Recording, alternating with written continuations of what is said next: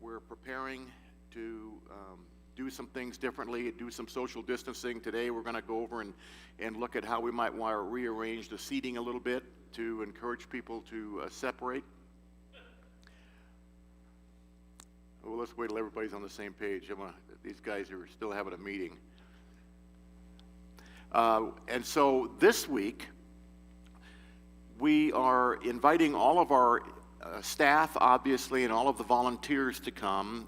Everybody will be there, security department, all of the people that normally volunteer on Sundays. We are not going to have childcare in the beginning, and we're not going to have refreshments. So if you guys want to bring coffee, bring it from home, or stop at a Starbucks on the way.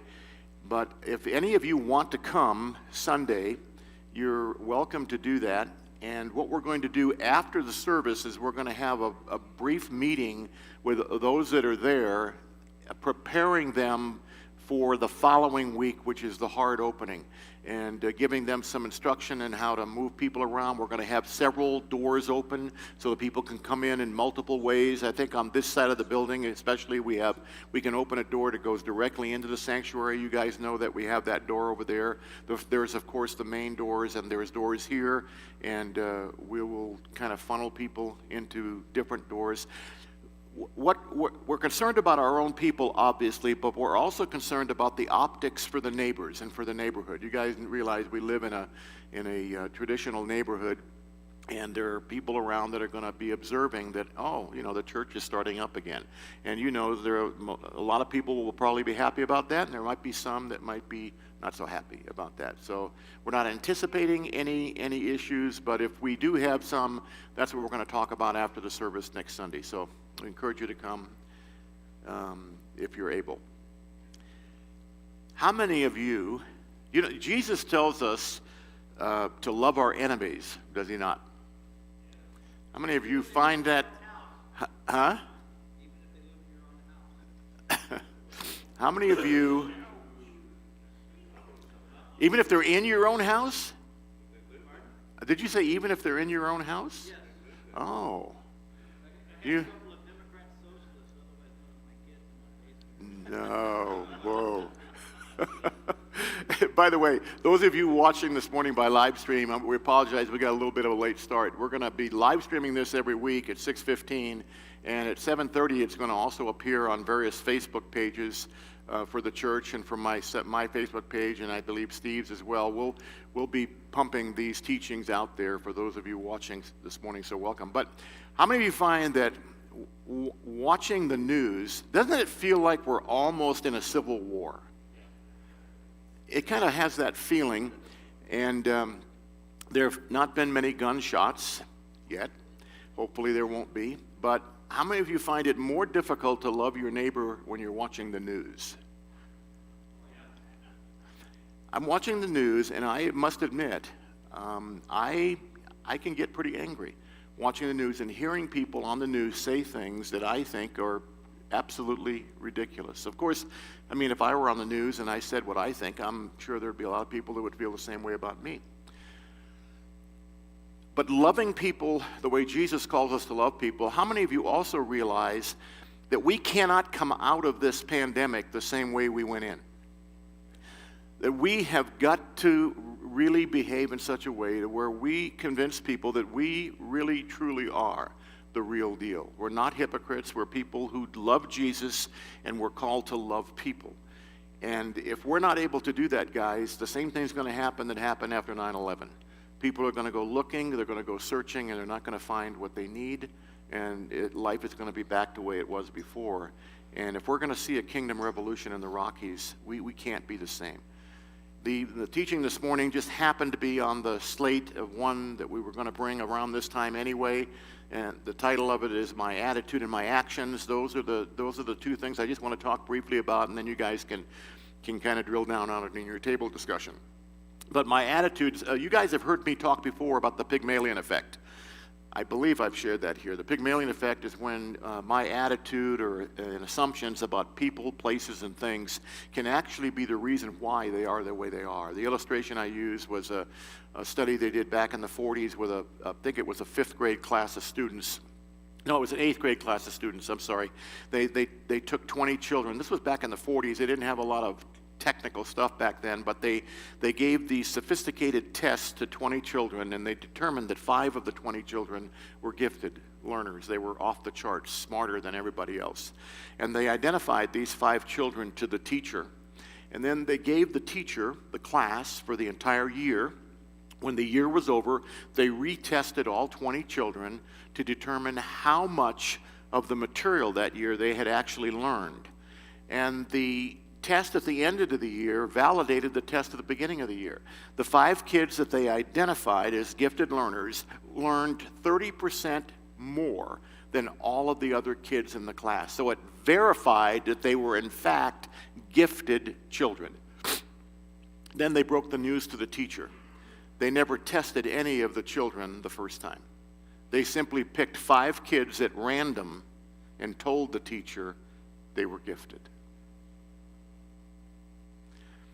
Sometimes when I share that, I get a little emotional because I think, gee, I wonder what it would be like if every teacher thought every kid was gifted. That's the Pygmalion effect. And it says that our attitude toward people can subconsciously be in the way of them being better or getting better or worse, depending upon the way we think about them.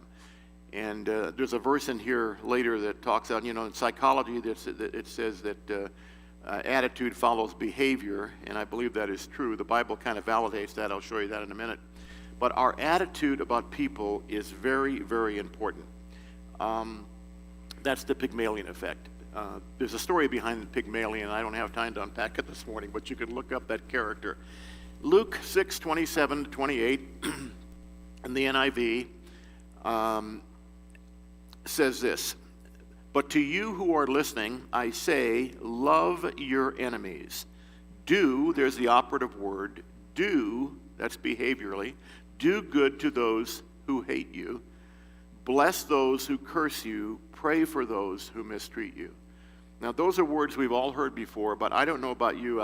Sometimes it's very, very difficult for me because of my attitude. Because of my attitude. And I'm trapped sometime. I'll complain about our last president, for instance, and people will say, well, how often do you pray? Do you pray for him? And I have to admit, I don't.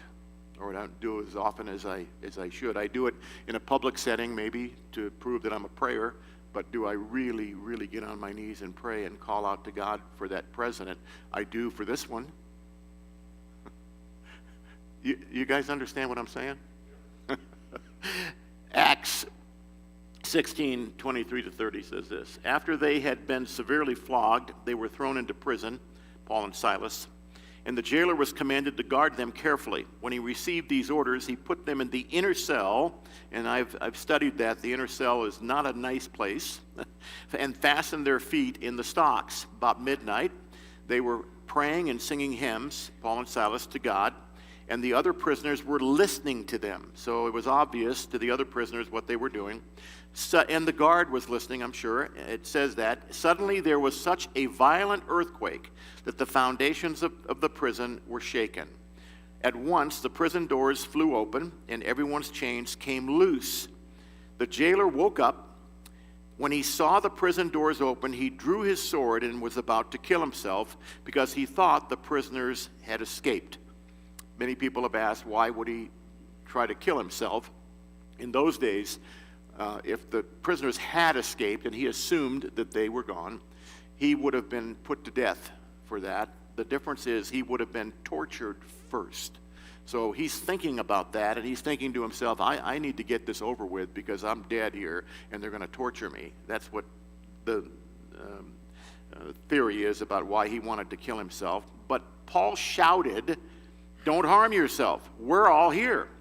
The jailer called for lights, rushed in, and fell trembling before Paul and Silas, and then brought them out and asked, you remember the question? "Sirs, what must I do to be saved?" Why did he do that? Why do you think he did that? I'll tell you why. Because he saw behavior. Now listen, he heard, I'm sure, the singing and all of the things that went on that night, on and off, because he was sleeping. But he had witnessed behavior that confounded him. It was like, whoa. It's kind of like, in smaller ways, when people see something that we do that kind of confounds them, they say, a normal person wouldn't have done that. I remember one time I was at a supermarket, this was years ago, and I gave them a $5 and they gave me change for a $20, and so, those were kind of not so long after my bad days, so I was tempted, but I didn't. I said, no, you gave me too much, and the person that checked out in front of me was standing there, and when I was leaving, they said, well, why did you give it back? Why did you give it back? That's weird. Behavior. I'd like to say I took advantage of that and shared Christ, but I didn't. I just was trying to prove that I could be honest and have integrity. But he saw something in them that confounded him. And I like to say this, that you and I are called to live a life, guys, that demands an explanation. That's the only way that people are going to see Jesus. Because our mission is not to talk about Jesus always, but to be Jesus, and for people to see Jesus in us. I've used the illustration before. How many of you have ever seen the picture of the Mona Lisa? If you raise your hand if you've seen the Mona Lisa, you know what I'm talking about. Raise your hand if you can tell me in detail what the frame looks like. Yeah, you can, because I showed a picture of it. Most people don't know what the frame looks like. Why? Because the job of the picture frame is not to draw attention to itself, but the precious content it's intending to display.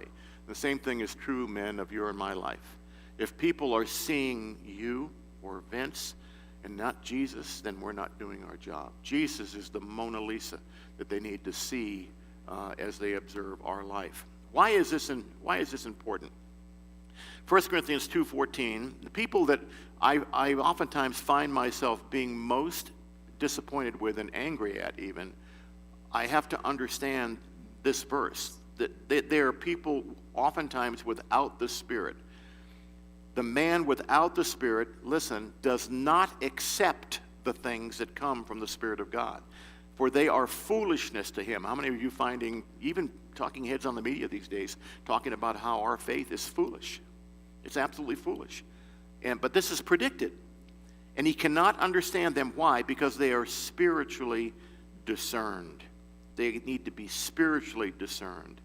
In Proverbs 16:3, here's the verse I promised you. It says, I love it when the Bible agrees with modern psychology, don't you? Attitude, follows behavior. Commit your works to the Lord, and your thoughts will be established. Isn't that interesting? So as I commit my works to the Lord, as I go do things for God, it actually has the effect of helping my thoughts and my attitude. How many of you have found that to be true, especially when you're doing something in a missional way? You're out there and you're on a mission field, or you're doing mission stuff. Gary, I see you nodding. Obviously, you do that a lot overseas. It's something, it has an impact on you as you work out things. But in order to do these things, guys, one of the things that we need to understand is, for many of us, we need to get out of our comfort zone. We are so comfortable where we are that we oftentimes, I know it's true of me, this is what I really admire about Al, by the way. Al is always, he's like a heat-seeking missile when it comes to looking for people who are ready to hear something or to be encouraged. He's out there looking for it. I want to do a better job of that. I want to be proactive. I want to get out of my comfort zone, because it's not comfortable always to do those sorts of things. It's not comfortable to talk to that waiter or waitress in the restaurant and ask them if you can pray for them. It's not comfortable to reach out for people who look like they might be hurting and asking if you can help. It's not. I get comfortable in my little comfort zone. And I think I may have told the story before. Did I tell the story about Larry Walters, the lawn chair pilot? Did I ever tell that story? I don't need to tell it if everybody's heard it. Raise your hand if you've never heard the story about Larry Walters and the lawn chair pilot. Oh, man. It's really too early for that. You need to have some more bacon. Yeah. Just a quick version. Larry, it's a true story. He's dead now, but this was back in the 70s. He lived in Los Angeles, and he was a frustrated pilot. He had trouble with his eyesight. He couldn't see very well, so he couldn't fly. He wanted to, he couldn't. So he got a brilliant idea one day to get 40 helium balloons. And one helium balloon was probably as big as those two panels, and he had 40 of them arrayed, and they were going like 400 or 500 feet up in the air, and they had strings attached to them. They were attached to a lawn chair that was staked to the ground. And Larry Walters, and in fact, this is an actual picture of Larry that was taken. That's the lawn chair, and he had all of his provisions. He had a BB gun with him, and he thought he'd sit in the lawn chair, and he'd release it, and he'd float up into the sky, and he'd control his ascent and descent by shooting, if he went too high, he'd shoot a balloon. I guess when, you're frustrated, this is a fun thing to do. I don't know. So anyway, he releases the lawn chair, and Larry grossly underestimates the power of these 40 helium balloons. And boom, before you know it, he's floating 13,000 feet above the Los Angeles skyline. This is a true story, okay? He's floating out there, and he accidentally floats into the landing pattern for Los Angeles International Airport. And so here comes, they still have this recording, by the way, in LA. This TWA pilot is he's on approach to the airport. And he radios the tower, and he says, "You guys aren't going to believe this." They said, "What?" He says, "There's a guy up here at 13,000 feet in a chair with a gun." And the guy says, "What?" They, "Yeah." And they got the helicopters out, He missed the guy, but they got the helicopters out. They got I don't know how they did it. Got winds going above them. And they finally brought Larry Walters down. And they got him. And that night on the news, we're all watching this thing. And they handcuffed him, and they took him away, and they were interviewing him. And they said, "Man, were you scared?" He says, "Yes." And they said, "Well, they said, would you ever do that again?" He said, "No." They said, "Well, why did you do that?" And listen to what he said. He says, "Sometimes you can't just sit around." Now, I'm not suggesting that that's how you get out of your comfort zone, but I do think we need to be reminded that we can get too comfortable, but we can't do foolish things. We've got to do good things. Look at this, Numbers 32, 1-7. You're familiar with this passage. The Reubenites and Gadites, who had very large herds and flocks, saw that the lands of Jazer and Gilead were suitable for livestock. So watch the logic here. So they came to Moses and Eleazar the priest and to the leaders of the community and said, "Hey, all you guys," I translate it that way because I can't pronounce any of those names. "The land the Lord subdued before the people of Israel," now watch this, "they're suitable for livestock, and after all, your servants have livestock. So, if we have found favor in your eyes," they said, "let this land be given to your servants as our possession. Do not make us cross the Jordan." Moses said to the Gadites and Reubenites, "Should your fellow Israelites go to war while you sit here? Why do you discourage the Israelites from crossing over into the land the Lord has given them?" Now, of course, later on they did decide to go that way, but you can see the natural inclination is that, hey, it's pretty comfortable right here. Why can't we just kind of stay here? And what God's calling us to do is to look forward, look out toward where the battle is, and be willing to be soldiers who are going to be on the front line, and they're going to move forward and not get comfortable. And guys, this is especially important for us as men, as spiritual leaders of our homes. We have to take it easy. Right now, of course, with my situation, I want to get out and I want to really make a difference, and I'm dealing with a woman who, as many of you know, is at really, really high risk right now. So I have to be careful. I have to be prudent. I have to be able to know when to hold back, and I have to know when it's right to move forward. But I want to have the courage to go out even into the fray when it's uncomfortable. Another illustration is Jesus feeding the 5,000. You remember the little boy with the little loaves and fishes? He came to Jesus, and he says, Jesus says to the little boy, "What do you have there?" And he says, "I have just these few loaves and fishes." Let me act out what might have happened with that scene were it to happen today. Jesus they're complaining that they can't feed the 5,000, and Jesus says, hey, little boy, what do you have there? And I'm the little boy, and I turn around and I say, well, I just have these few loaves and fishes, Jesus. And Jesus says, well, I'll tell you what, son, why don't I just bless those, and you go ahead and just feed them the few loaves and fishes. That'll be okay. And I'm looking out at 5,000 people, and I turn around and I say, that's pretty funny. That's pretty funny, Jesus. I obviously don't have what it takes here to get this job done, Jesus. Do you have a plan B? No, little boy, you don't seem to understand. I don't have a plan B. I know you don't think you have what it takes to get this job done, little boy, but you just go with what I've blessed, and it'll be okay. Jesus, I'm sorry, but I am not going to be made to look like a fool. You'll have to find somebody else. What do you think? I wonder for how many of us that might have been our response, because we don't think we have enough. Jesus is not looking for your ability. I got news for you guys. Ain't none of us able. Jesus is looking for your obedience. Just step out. Just go. We are called to go be a light in our world, to go out there and be a beacon that draws others toward the Jesus who is in us, to be confident that Jesus has given us what we need to be able to get the job done and to move forward. Life implication: unless I have a healthy attitude toward others, I may stifle even their understanding of Jesus. Attitude is important. Life application: I'm going to put some discussion questions up, give you guys some time to drill down. We've got plenty of time this morning. Do I have a proper attitude toward others?